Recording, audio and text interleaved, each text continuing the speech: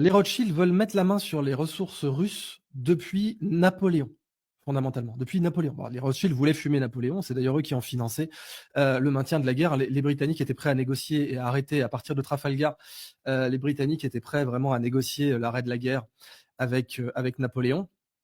Mais les Rothschild ont dit non. Napoléon avait notamment antagonisé les intérêts Rothschild dans tous les endroits, notamment l'Italie, hein, notamment Naples. La filiale de Naples de la famille Rothschild était extrêmement riche.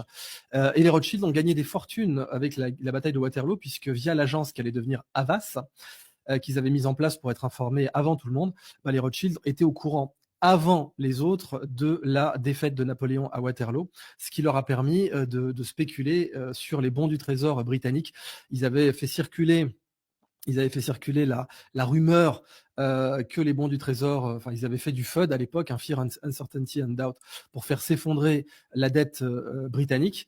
Et ensuite, ils avaient raflé la dette britannique à vil prix. Et ils avaient l'information de la victoire de Lord Wellington à Waterloo, ce qui leur a permis de revendre leurs titres britanniques au plus haut prix, déjà à l'époque, en 1815.